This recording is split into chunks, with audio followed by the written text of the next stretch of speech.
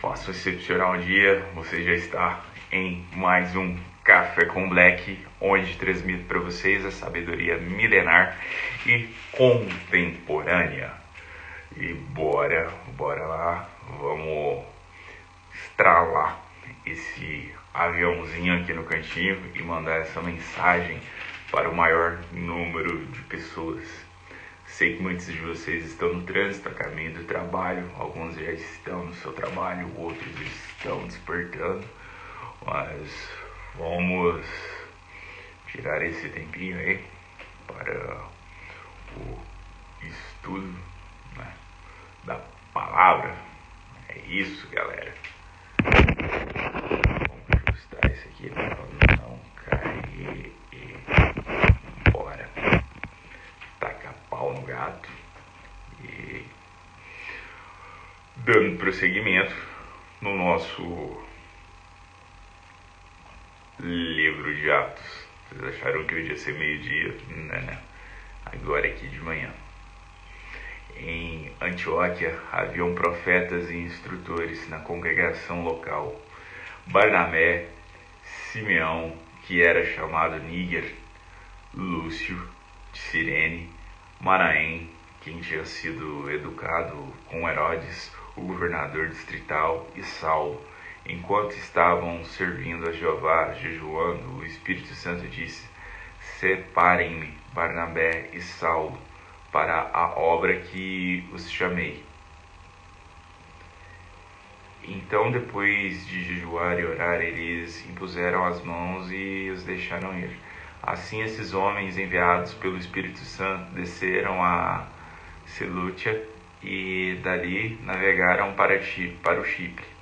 Quando chegaram a Salamina, começaram a proclamar a palavra de Deus. Mas nas sinagogas dos judeus, João também estava com eles como ajudante. Depois de percorrerem toda a ilha até Pafos, encontraram um judeu chamado Bar-Jesus, que era feiticeiro e falso profeta. Ele estava com o procônsul Sérgio Paulo, homem inteligente. Esse chamou Barnabé e Paulo, pois queria muito ouvir a palavra de Deus. Mas Elimas, o feiticeiro, pois é, assim que se traduz o seu nome, começou a se opor a eles, tentando desviar a fé do procônsul. Então Saulo, também chamado Paulo, ficou cheio do Espírito Santo, olhou para ele atentamente e disse: ó homem, cheio de todo tipo de fraude e maldade, o filho do diabo, inimigo de tudo o que é justo, você não vai parar de distorcer os caminhos retos de Jeová? Escute, a mão de Jeová está sobre você, e você ficará cego, sem ver a luz do pôr do sol por um tempo. Instantaneamente caiu sobre ele uma densa névoa de escuridão, e ele começou a andar em volta, tentando encontrar alguém que o guiasse pela mão. Então, ao ver o que tinha acontecido, o procônsul se tornou crente, pois ficou impressionado com os ensinamentos de Jeová. Paulo e seus companheiros embarcaram então em Pafos, chegaram a Perge, na Panfília. Mas João os deixou e voltou a Jerusalém. No entanto, eles seguiram viagem partindo de Perge e chegaram a Antioquia, na Psídia. Entraram na sinagoga no dia de sábado e se sentaram. Depois da leitura pública da lei e dos profetas, os presidentes da sinagoga mandaram-lhes dizer: homens, irmãos, se tiverem alguma palavra de encorajamento para o povo, falem. Assim Paulo se levantou, fez o sinal com as mãos e disse: homens israelitas e todos os outros que temem a Deus, escutem. O Deus deste povo, o Deus de Israel, escolheu os nossos antepassados e ele enalteceu o povo enquanto moravam com estrangeiros na terra do Egito, e os tirou de lá com um braço forte. E por cerca de 40 anos ele os suportou no deserto. Destruiu 7 nações na terra de Canaã e deu a terra deles como herança. Tudo isso ocorreu durante cerca de 450 anos. Depois deu-lhes juízes até Samuel, o profeta, mas então exigiram um rei. Deus lhes deu Saul, filho de Quis, homem da tribo de Benjamim, por 40 anos. Após removê-lo, levantou-lhes Davi como rei. A respeito de quem deu testemunho, dizendo: encontrei Davi, filho de Jessé, um homem que agrada ao meu coração. Ele fará tudo o que desejo. Segundo a sua promessa da descendência daquele homem, Deus trouxe a Israel um Salvador, Jesus. Antes da chegada dele, João pregou publicamente a todo o povo de Israel o batismo em símbolo de arrependimento. Mas quando estava terminando sua missão, João dizia: quem vocês acham que eu sou? Eu não sou ele. Na verdade, depois de mim vem alguém cujas as sandálias não sou digno de desamarrar.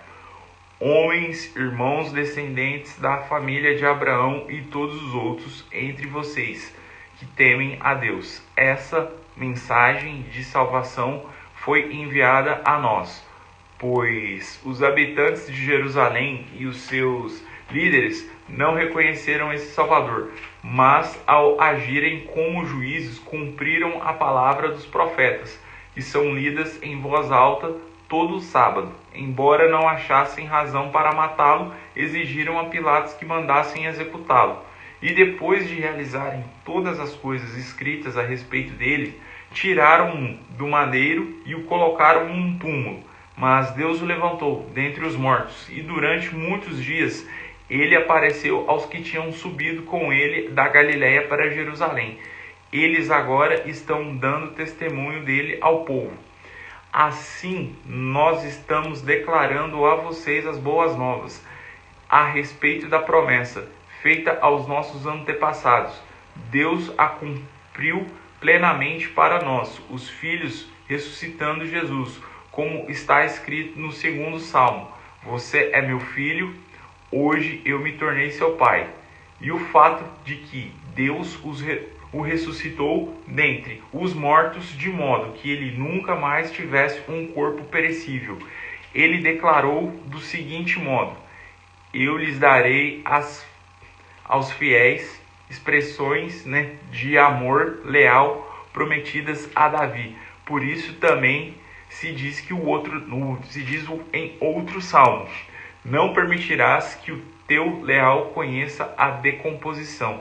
Davi prestou serviços a Deus em sua geração, adormeceu na morte, foi enterrado com os seus antepassados e conheceu a decomposição. Mas aquele a quem Deus levantou não conheceu a decomposição. Portanto, irmãos, saibam que por meio deste homem se proclama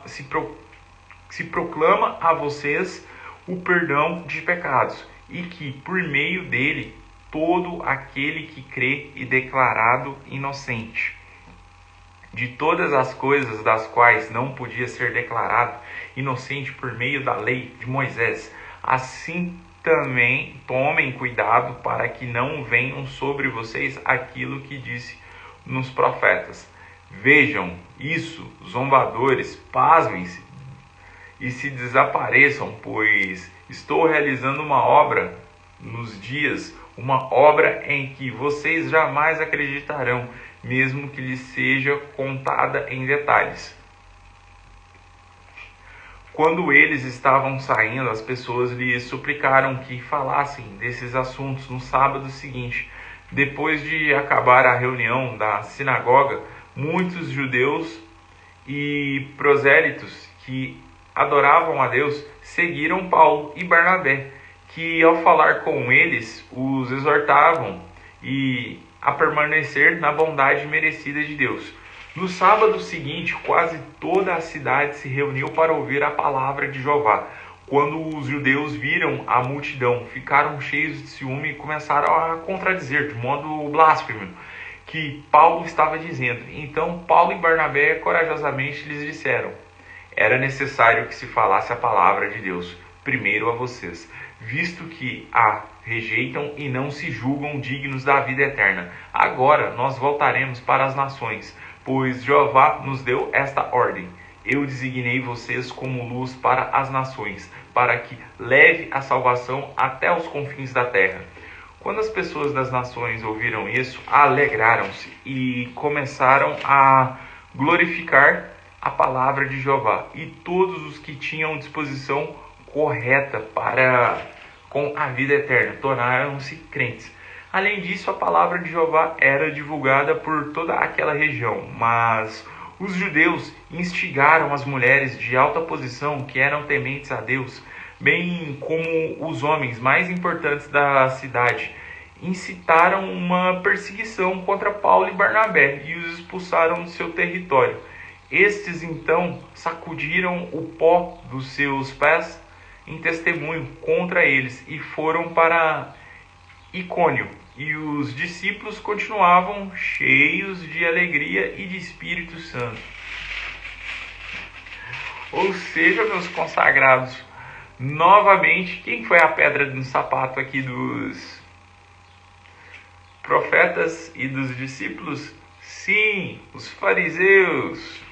Exatamente. Nem todos os judeus, mas sim os fariseus atrapalharam a obra.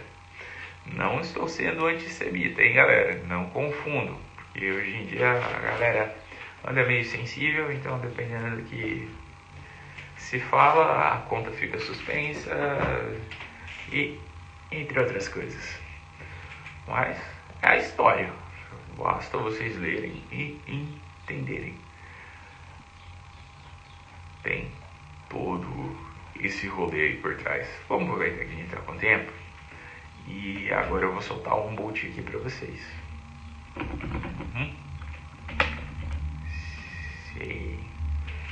Vamos nos conectar aqui. Já foi palavra, já foi ensinamento, já foi bate-papo nosso. Agora vocês se concentrem, né? Peço aí que quem não está dirigindo fique de pé, né? Feche seus olhos, eleve o seu queixo na altura dos olhos, mão na cintura, em posição de poder. Exatamente. Que nem Super-Homem, ou e as mulheres, que nem a Mulher Maravilha. E escutem, né? Abram o seu coração. Vamos ouvir isso aqui, o boot certinho aqui, agora, aqui e agora. Só não trava o sistema.